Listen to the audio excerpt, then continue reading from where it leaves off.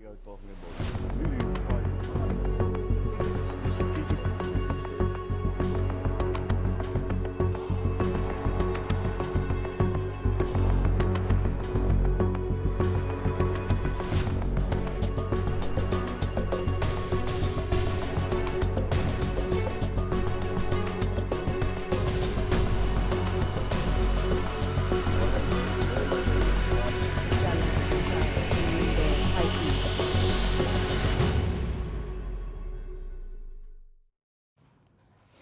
It's a war of words between China and the Philippines. Beijing is threatening Manila, but Manila is refusing to back down. At the center of it, the Filipino president's interview to us, to Firstpost. I'm sure you've caught snippets of it. President Marcos Jr. was in India for a state visit this week.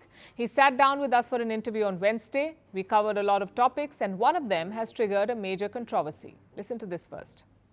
Experts fear that Beijing will invade Taiwan before the end of this decade. If that were to happen while you're still in power, would you be open to allowing the U.S. use resources and bases in the Philippines to defend Taiwan, or would you rather stay out of it? To be very practical about it, if there is a confrontation over Taiwan between China and the United States, there is no way that the Philippines can stay out of it, simply because of our physical geographic location. So if you think about it, if there is an all-out war, then we will be drawn into it. And I assure you with the greatest hesitation, but we will have to defend our territory and our sovereignty. I'll quickly recap that for you. We asked President Marcos about Taiwan. If China invaded, what would he do? Would he let the Americans use Filipino bases to defend Taiwan, or would he stay out? Marcos said it would be impossible to stay out, and he gave us reasons. Number one, the proximity. Look how close Taiwan and the Philippines are. The shortest distance is just 250 kilometers, and the president said a short 40-minute flight. Reason number two, the large Filipino community in Taiwan, some 200,000 of them live on the island. President Marcos said he would try to get those people out, and for that he will have to send his soldiers in. These comments have not gone down well in Beijing. As you know, China considers Taiwan as part of its territory. Chinese territory. The plan is to eventually retake the island, perhaps using force.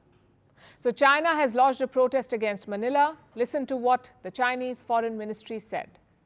The Philippines has kept making wrong and provocative remarks and actions, kept fudging and hollowing out the One China principle, and kept harming the China-Philippines relations. It needs to be further stressed that near geographic location and a large amount of Filipinos in Taiwan should not be used as pretexts to interfere in the internal and sovereign affairs of other countries. We urge the Philippines to earnestly abide by the One China principle and refrain from playing with fire on issues bearing on China's core interests. Strong words there. China says Marcos is playing with fire. They're asking him to stay out of Taiwan, but Manila is not backing down. They have responded to China's statement. Let me quote from what the Philippines has said. The president reiterated the importance of peace and stability in Taiwan. The Philippines upholds its One China policy and adopts a policy of non-interference in China's internal affairs. At the same time, the Philippines has consistently advocated for dialogue, regional stability, and peaceful settlement of differences. There are two flashpoints here. The first is bilateral. China and the Philippines have a territory dispute. Beijing claims most of the South China Sea, even the sovereign waters of Manila, the West Philippine Sea. International courts have ruled in the Philippines' favor, but China refuses to accept. It regularly sends ships into disputed waters. Sometimes these ships sail right up to Manila's economic zones. And of late, this has led to clashes. We've seen China firing water cannons at Filipino ships. President Marcos addressed that issue too. He also promised to not give up an inch of sovereign land. There have been multiple close shaves between Chinese and Filipino vessels in recent past, with the Chinese ships also firing water cannons at Filipino ships. Are you worried that that this may escalate into a full-blown crisis, that a small misunderstanding may blow up into something much bigger? That is precisely what we are worried about. Your recent State of the Nation address is coming under a lot of scrutiny. In last year's speech, you promised to not yield even an inch of Philippine land in disputed areas. This year, your statement did not make an explicit mention of that, of the West Philippine Sea, but you focused more on non-alignment on Manila's part. Would you say you watered down your statement? Did you, and why? No, I did not. You're the second person to ask me that. Let me say it again.